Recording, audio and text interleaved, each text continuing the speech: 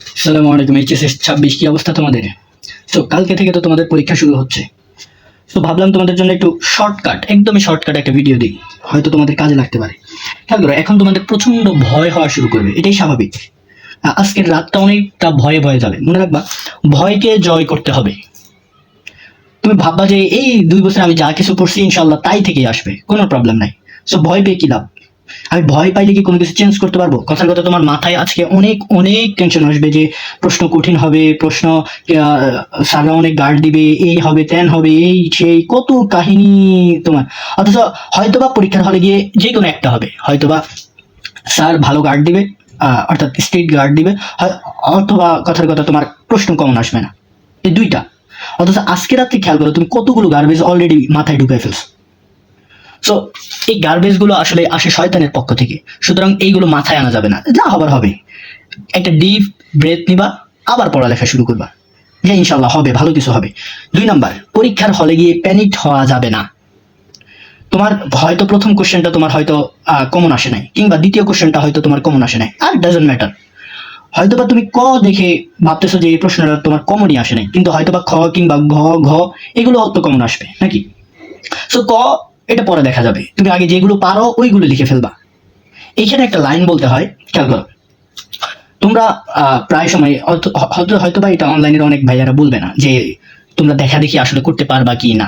খেয়াল করো, এটা তোমার আসলে পরীক্ষার হলে বা গার্ডের উপর নির্ভর করে।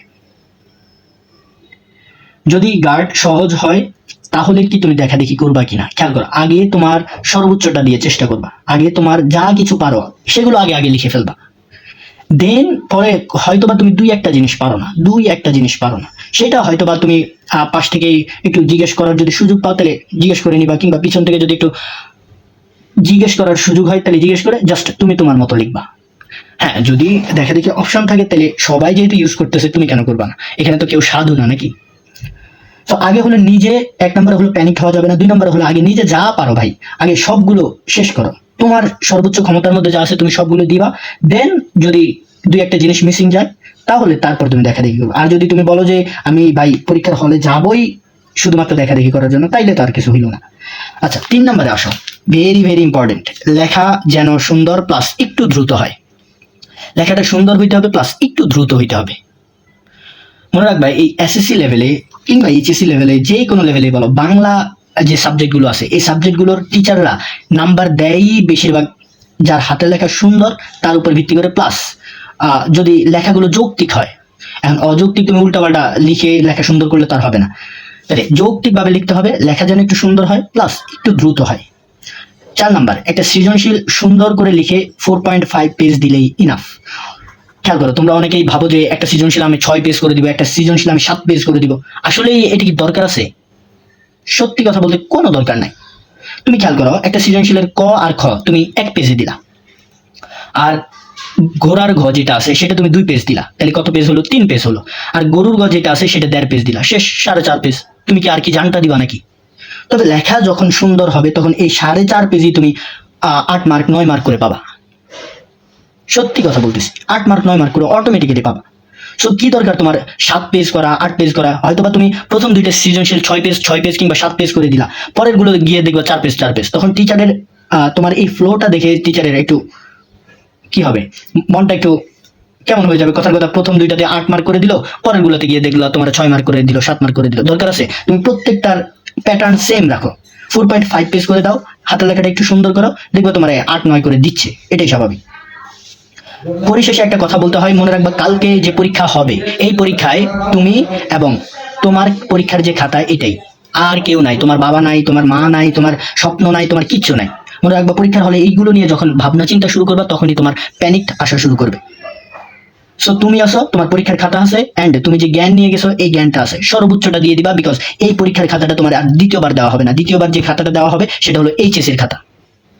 সো এসএসসির এই খাতা তোমার জীবনের ফার্স্ট এন্ড লাস্ট, এন্ড তুমি যে জ্ঞান অর্জন করছো সেইটা এই খাতাটার উপর সুন্দরভাবে ফুটাই তুলতে হবে। ব্যাস, এতটুকুই।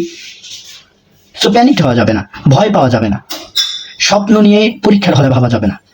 এন্ড সর্বশেষ একটা কথা বলতে হয় যে সৃজনশীল আসলে তোমরা কিভাবে দিবা। খেয়াল করো, তুমি লিখলা 1 নং সৃজনশীল বা প্রশ্নের উত্তর ক, এইখানে ক দিয়ে জাস্ট এইখানে দুইটা দাগ দিবা। খবরদার এইখানে ঢং করতে যাবা না, এটা ঢং করার জিনিস না। 1 নং সৃজনশীল প্রশ্নের 1 নং প্রশ্নের উত্তর ক, এটা দিয়ে তুমি জাস্ট এখানে এক লাইনে একটা প্রশ্ন লিখলা, অ্যান্সার লিখলা, শেষ, সংক্ষিপ্ত বা জ্ঞানমূলক। তারপরে একটু ফাঁকা করে দাও, বিকজ ওটা তোমার বাপের টাকায় কিনা খাতা, সো তুমি একটু ফাঁকা দিতেই পারো, ওইখানে খাতা বাঁচানোর কিছু নাই। প্রশ্নের উত্তর খ দিলা। এবার ক্ষয়ের মধ্যে খেয়াল করবা, তোমরা অনেকেই এটা জানো না, ক্ষয়ের মধ্যে এসে প্রথমে তোমার যেই টপিকের উপর লিখতেছে ওই টপিকের উপর একটা জ্ঞানমূলক লিখতে হবে। এরকম একটা জ্ঞানমূলক লিখলা, শেষ, এইখানে দাঁড়ি। দেন এইখান থেকে শুরু করবা, এখান থেকে শুরু করে যতটুকু যায় অতটুকুতে শেষ করে দিবা, শেষ। এই 1 নং প্রশ্নের উত্তর ক, 1 নং প্রশ্নের উত্তর খ, এই দুইটা মিলাইয়া 1 পেজ যাবে। কথার কথা তুমি এই 1 নং প্রশ্নের উত্তর কটা এইখানেই লিখলা, খটা তুমি কথার কথা এইখানেই লিখলা, এইখানে লিখে এখন এতটুকু জায়গা আছে, তুমি কি এইখান থেকে ঘ শুরু করবা? কখনোই না। এই দুইটা 1 পেজ বানিয়ে 1 পেজ, শেষ। এর পরের পেজে যাবা, পরের পেজে গিয়ে এখানে তো মার্জিন নাকি, এই মার্জিনের একদম বাঝায়া লেখার দরকার নাই, তো তুমি একটু দূরে লেখো, এইখানে লেখো 1 নং প্রশ্নের উত্তর গ, শেষ। দিয়ে এখন গতে কি করবা, গতে তুমি এইখানে উদ্দীপকের যে বিষয়টা বুঝাইছে ওইটা 1 লাইনে লিখবা, অর্থাৎ ওই আবার জ্ঞানমূলক।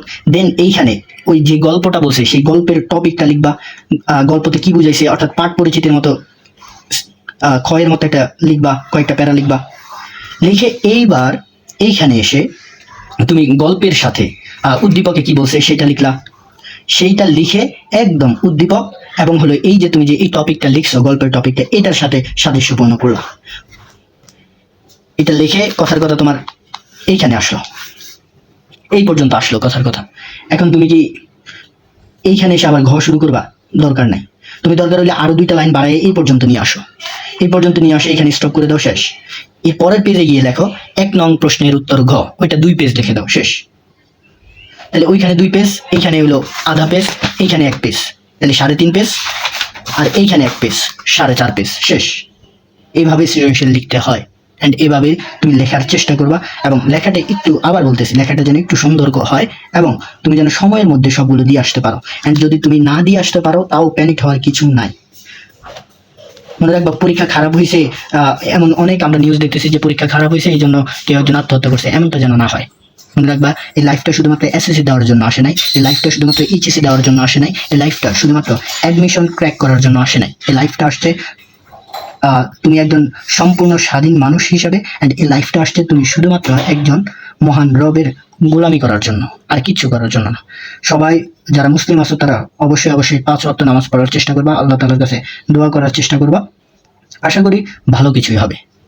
সো ভিডিওটা হয়তো বা একটু লম্বা হয়ে গেছে সৃজনশীলের কথা বলতে গিয়ে, সেজন্য ক্ষমা চেয়ে নিচ্ছি, বিকজ তোমাদের এখন মূল্যবান সবচেয়ে সময় পার করতে যাচ্ছ।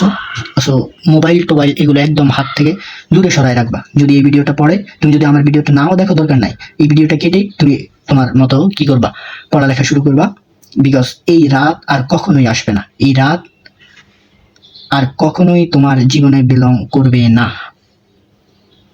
আল্লাহ হাফেজ।